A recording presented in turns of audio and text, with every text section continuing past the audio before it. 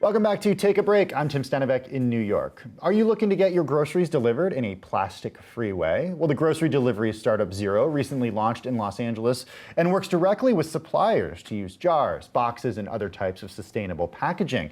It's just one of Mac Venture Capital's latest investments as they kick off 2021. And here to discuss is co-founder and managing partner of Mac Venture, Marlon Nichols, live in Los Angeles. Hey, Marlon, great to see you again. Thanks so much for being here. What does Mac Ventures look for in a startup when you're thinking about investments? Yeah, hey Tim. Thanks for having me here. Pleasure to talk to you again. Our investment thesis is one that we coined cultural investing.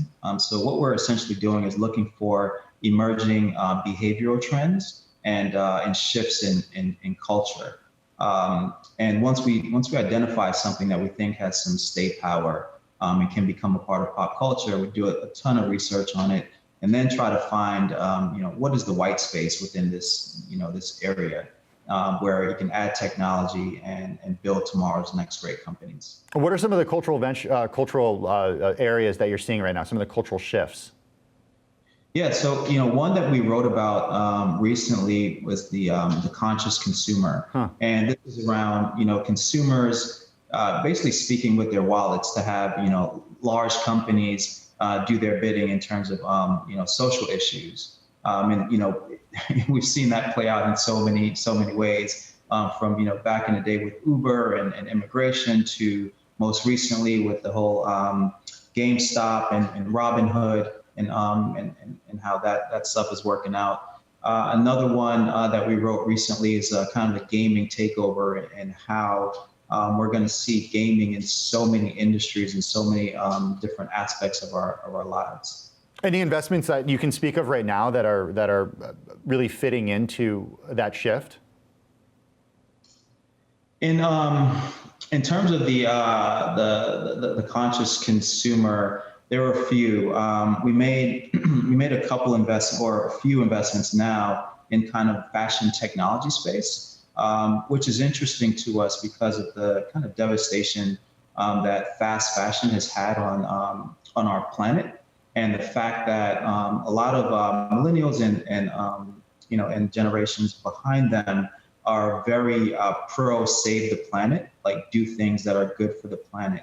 And so we've invested in a number of fashion tech companies that are either one, limiting the number of or the amount of products that are built or produced and put out into the world, or having unique positions on recycling the clothing. So Good Fair is out of Houston, Texas, for instance, buys all their clothes in bulk from clothing recyclers, and then through an e-commerce platform resells it to consumers. Another company called Everywhere, this is an investment we haven't quite announced yet, so kind of breaking it here.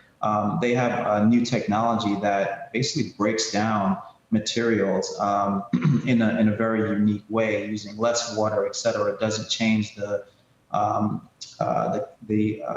consistency of the material, and allows you to create yarn from recycled clothing, and you can do this at a cost that is nominal increase to creating new clothing. So you're using things that exist in the world to create new fashions, but doing it in a sustainable way.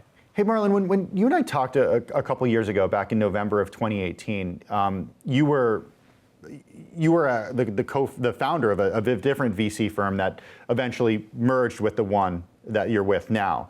And you said at that point that just about 2/3 of your portfolio companies were led by Black, Latinx, or women founders, which isn't very common when you're thinking about venture capitalists. Is that something that you've been able to stick to now at Mac Venture Capital? Yeah, absolutely. It's something that's near and dear to us. And just a little history. So yeah, I co-founded Cross Culture in 2015, and my current partners co-founded a firm called M Ventures, and we merged our two firms together in 2019. That's former Washington, D.C. Mayor Adrian Fenty, right? Yeah, that's right. Adrian, Michael Palank, and Charles King are my other partners. And yeah, the investing in diverse founders is very important to us, not only from a socially conscious perspective, but from an economic perspective. The fact of the matter is this country is getting more brown by the day, as is the rest of the world.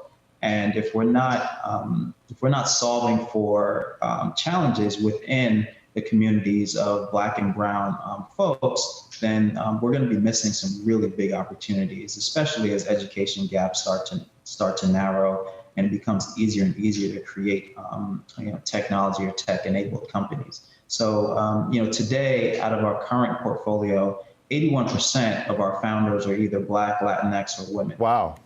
Something that we're very heavy-handed on. And I'm wondering if you've seen a shift at all in venture capital since we spoke a couple years ago. Some pretty shocking statistics here. U.S. population is 13% Black, but just 4% of the VC industry is African American. That's according to data from the National Venture Capital Association, compared with 3% 2 years earlier. Are you starting to see a shift when it comes to diversity in the ranks of VCs? I think venture capital in general is growing. There are a lot more small pre-seed and seed funds that are being created almost every day. I think that the challenge though is being able to write a significant size check to be able to lead rounds at the seed stage, right?